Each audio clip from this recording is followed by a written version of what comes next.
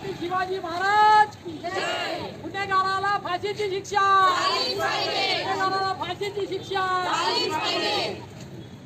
अध्यक्ष जिजाऊपे गेटपणी आज आम्ही सगळ्या भगिनी कलकत्ता येथे झालेल्या घटनेचा निषेध करण्यासाठी आणि निवेदन देण्यासाठी इथे जमा झालेला आहोत। तसेच बदनापूर इथे झालेल्या घटनेचाही आम्हाला निषेध करायचा आहे आणि मणिपूर इथे झालेल्या घटनेचाही आम्ही निषेध करत आहोत। तर ह्या निषेधाद्वारे आम्ही सरकारला जाग यावी आणि त्यांनी या घटनेबद्दल गांभीर्याने विचार करावा आणि आरोपीला फाशीची शिक्षा लवकरात लवकर द्यावी, ह्या मागणीसाठी आम्ही निवेदन देण्याकरता एकत्र आलेलो आहोत। दिवसेंदिवस वाढत चाललेले लैंगिक अत्याचार, बलात्कार, खून अशा माणुसकीला काळिमा फासणाऱ्या घटनांनी समाजमन सुन्न झाले आहे। सरकार नामक यंत्रणा केवळ नावालाच आहे की काय असा उद्विग्न सवाल तमाम माता भगिनींना पडला आहे। या घटनेच्या निषेधार्थ आज दिनांक 26 ऑगस्ट 2024 ला एल्गार मोर्चा काढण्यात आला आहे।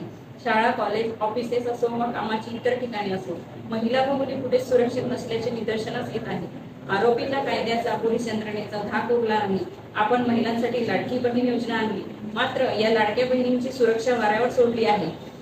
आम्हाला आमचे राज्य सुरक्षित हवे आहे, त्यासाठी लैंगिक अत्याचाराविरुद्ध केलेल्या पोस्को कायद्याची कठोर अंमलबजावणी करावी, अशी राज्यातील सर्व महिलांना सुरक्षेची हमी द्यावी, अशी ग्वाही, अशी आग्रही मागणी सदर निवेदनाद्वारे आपणास करण्यात येत आहे। आमच्या निवेदनावर कारवाई करावी अशी आमची सर्व जिजाऊ ब्रिगेड तर्फे विनंती आहे। जय जिजाऊ, जय शिवराय, जय जिजाऊ, जय शिवराय। मी अंबादास वागदरकर, अध्यक्ष मराठा सेवा संघ वनी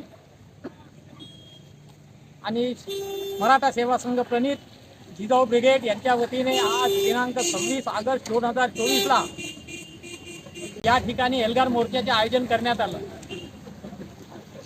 कलकत्ता येथे जी अमानुष घटना घडली आणि एका डॉक्टरचा वर अत्याचार करून, बलात्कार करून खून करण्यात आला आणि लगेच दुसरी घटना बदलापूर येथे घडली। बदलापूर येथील घटना अतिशय निंदनीय आहे, कारण लहान मुली होत्या, त्या शाळा शिकणाऱ्या होत्या। त्या शाळा शिकणाऱ्या मुलीवर येथील एका कर्मचाऱ्याने, स्वीपरने त्या मुलीवर अत्याचार केला, परंतु ती घटना सरकारने म्हणा किंवा प्रशासनाने, पोलीस विभागाने एवढी गांभीर्याने घेतली नाही। त्या घटनेची कारवाई करण्यासाठी जवळपास 12 तास उशीर केला। चर्चा अशी आहे की त्या CCTV फुटेज नष्ट होईपर्यंत कोणालाही त्या एरियामध्ये प्रवेश दिला नाही। अशा प्रकारच्या जर घटना घडत असेल आणि गुन्हेगाराला पाठीशी घालण्याचं काम जर होत असेल तर मग या महाराष्ट्रामध्ये कायदा आणि सुव्यवस्था आहे का? कुठे आहे? संपूर्ण पोलीस विभाग हा जो आपला रक्षक आहे त्याच्यावर सुद्धा दबाव आहे। काही विशिष्ट लोकांवर कार्यवाही होऊ नये, कारण ती आमच्या लोकांची संस्था आहे। RSS विचार प्रणित अशा माणसाची संस्था असल्यामुळे त्या ठिकाणी कार्यवाही झाली नाही आणि कारवाईला उशीर झालेला आहे। तर अशा प्रकारचं जर घटना घडत असेल तर आम्ही जनता म्हणून जिजाऊ ब्रिगेड, संभाजी ब्रिगेड आणि मराठा सेवा संघ चूप बसणार नाही। संपूर्ण महाराष्ट्रामध्ये आम्ही हे आंदोलन पेटवू, जेणेकरून या अशा प्रकारच्या गुन्हेगारावर कठोर कार्यवाही झाली पाहिजे आणि त्या कुटुंबाला न्याय मिळाला पाहिजे। छत्रपती शिवाजी महाराजांचं नाव घेऊन हे सरकार सत्तेवर आलेलं आहे। मग छत्रपती शिवाजी महाराजांचं नाव घेऊन जर सत्तेवर आले तर छत्रपती शिवाजी महाराजांचे कायदे कानून जे होते, सर्वांना समान न्याय, तर कुठे आहे समान न्याय? समान न्याय देत नाही आणि म्हणूनच हे गुन्हेगार वरचढ होत आहे।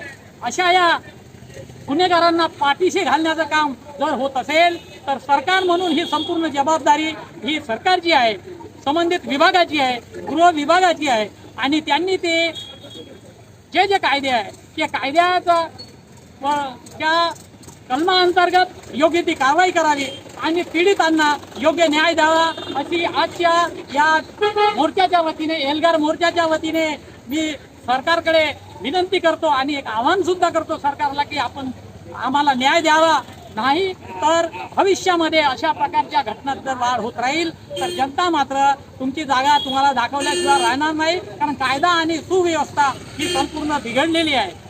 अशा प्रकारची शांत असणारा महाराष्ट्र, देशाला दिशा देणारा महाराष्ट्र, हा जो महाराष्ट्र आहे हा अशांत करण्याचं काम जर काही मनुवादी विचारसरणीचे लोक करत असतील तर आम्ही सर्व संतांचे विचार असणारे लोक, परिवर्तनवादी विचारसरणीचे लोक हे कदापि मान्य करणार नाही.